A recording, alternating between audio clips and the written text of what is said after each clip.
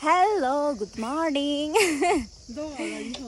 आज चाहिँ हाम्रो डे 2 वे टु कालिम्पोङ रहेको छ। तिनीहरू अगाडि गइसकेको हो? होइन, अगाडि स्कुटर अनि कस्तो इचिङ भएको यसको चाहिँ पुरै यहाँ गालामा एलर्जी भइरहेछ। हिजोको पानी पसिना गर्मी। आई चाहिँ चस्मा चाहिँ हाम्रो कला स्टोरको है। तपाईँहरूलाई चाहिन्छ भने कला स्टोरमा कन्ट्याक्ट गर्नुहोला। गाइसहरू सरी पर्खिरहेछन्। वेदर यस्तो रहेको छ, पुरै हुस्सो लागिरहेछ आज पनि। आइया साँझ आउँदै हो। ल हामी बसेको चाहिँ द वुड्स। टाढो त भइरहेको छ साथीहरू, तर रमाइलो पनि नेक्स्ट लेभलको भइरहेको छ नि त। फेरि अलिअलि कम्प्रोमाइज गर्नु पऱ्यो नि होइन। रमाइलो त्यस्तै कहाँ हुन्छ र? रमाइलो गर्न त्यस्तै कहाँ पाइन्छ र लाइफमा? हामी चाहिँ गेटमा आइपुग्यौँ।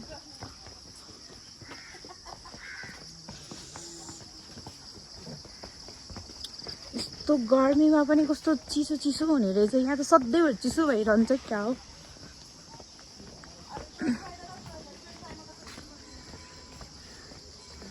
यहाँ सधैँभरि चिसो हुन्छ जस्तो छ।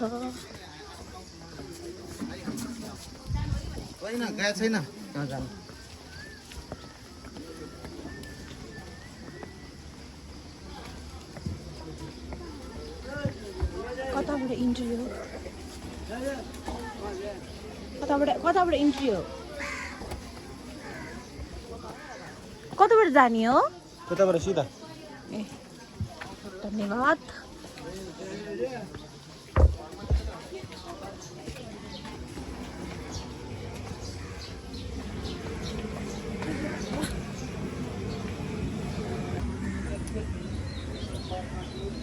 हामी दुईजना चाहिँ आइसक्यौँ।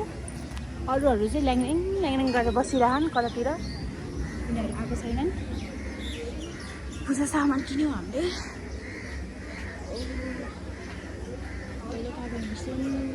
हेलो गाइज, अहिले चाहिँ हामी छौँ भीमेश्वर नगरपालिकाको। टिका लाउँदैछौँ हामी सबैजना। अब यिनीहरूको पालो बाँकी छ।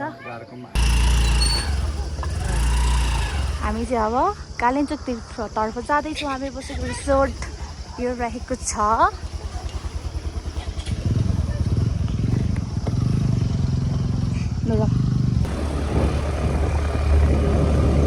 हामी चाहिँ अब कालिम्पोङतिर जाँदैछौँ। हामी बसेको रिसोर्ट चाहिँ यतातिर थियो।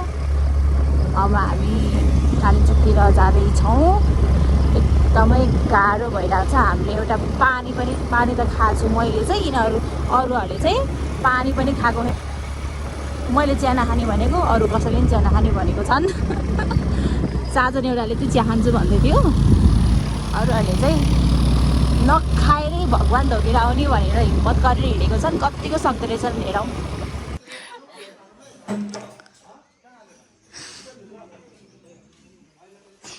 सबैजनाको हालत यस्तो रहेको छ। कोही हाई गर्दैछन्, कोही अलस छन्, कोही तलस छन्, कोही यस्तो छन्। हामी चाहिँ यहाँ फेरि चिया खान एकछिन बस्यौँ। अघि बाटोमा चिया खान यिनीहरूले चिया खान्छन् कि खाँदैनन् हेरौँ है त भन्दै आएको।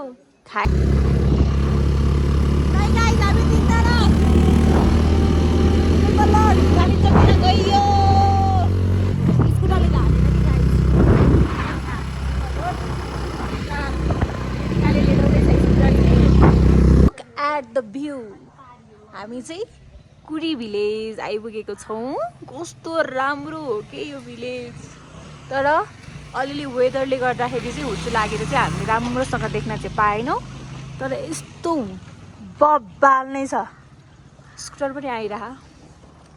अनि भाइहरू चाहिँ आउन नसकेर बिस्तारै आउँदैछन्। हामी चाहिँ छिट्टो आइपुग्यौँ।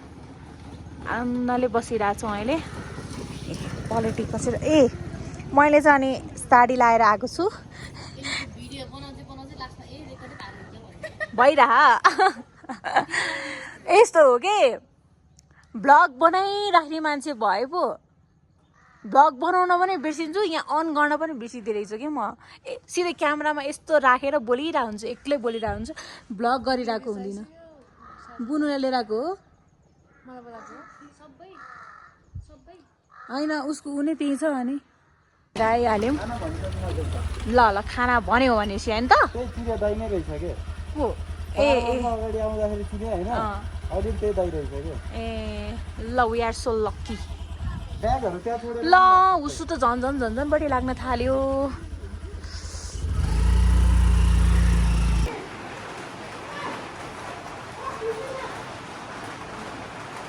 हामी चाहिँ यहाँ टिकट काटेर अब केबल कार चढ्नको लागि चाहिँ रेडी भएर बसेको योगेशलाई कुरिरहेछौँ हामी चाहिँ पानी पर्यो गाइस फेरि पानी पर्यो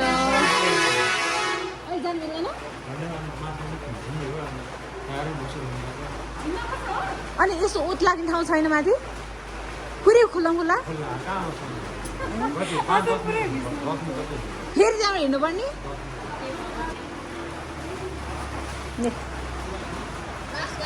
यसको खुट्टा दुखेर छ यसले हाने ठिक हुन्छ भने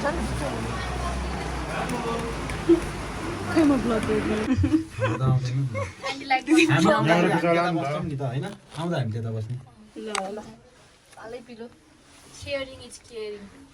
ल गाइज हामी केबल कार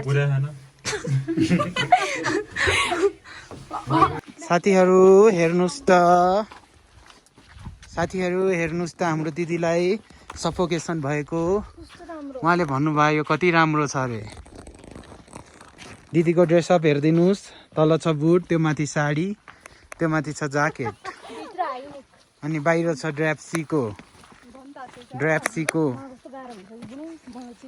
अगाडिबाट त्यही त ल दिदीको फर्स्ट टाइम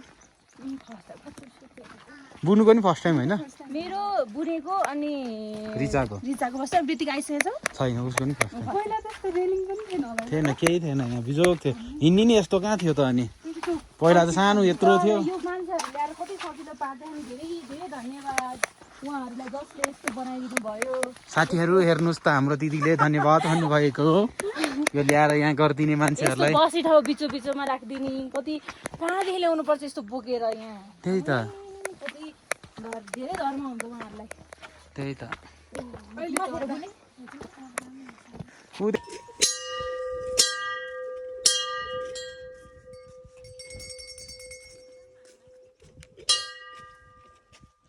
तीनचोटि घन्टी पनि बजाइसक्नु भएको छ हुन्छ पहिला सुरुमा उहाँले चाहिँ गणेशजीलाई दर्शन गर्नुभएको छ म चाहिँ बस्दैछु गाह्रो भयो मलाई पनि कता कता लेक लाग्यो जस्तो भयो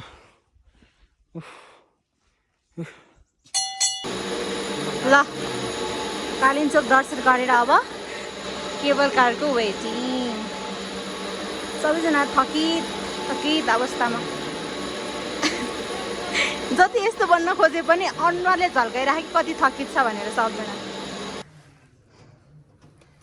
जाम अब केबल कार ज्यू हेर्नुहोस् त केबल कार जाम ज्यू भने खै रेस्पेक्ट खै यत्रो मैले केबल कार भनेर मायाले भनेपछि जिउ भन्नै परेन हिँडेन केबलु भन न केबालु इ हामी निस्क्यौँ अब बाघ आयो बाघ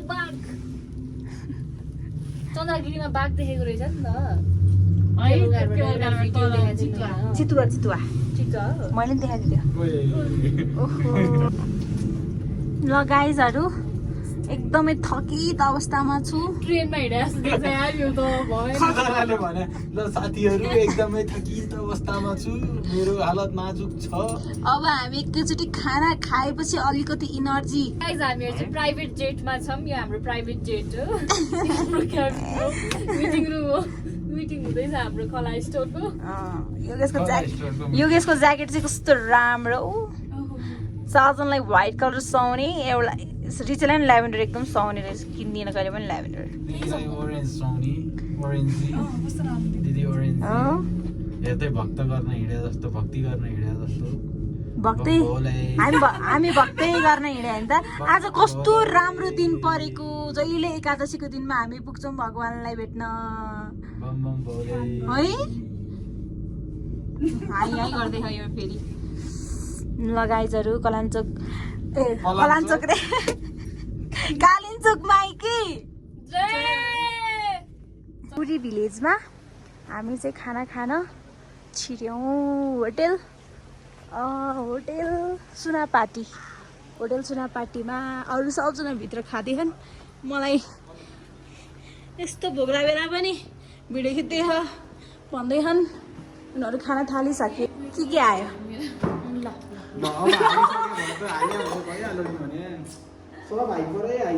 कतिजनालाई सम्झाउनु कहाँ सम्झाउनु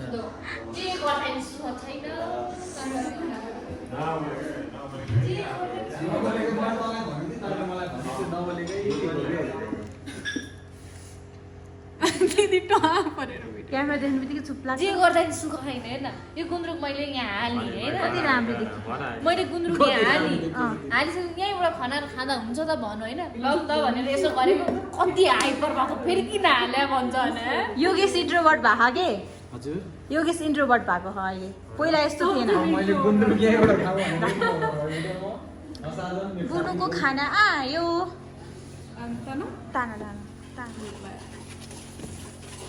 आज चाहिँ हाम्रो भेज आइटम छ एकदमै मिठो भेज यो मलाई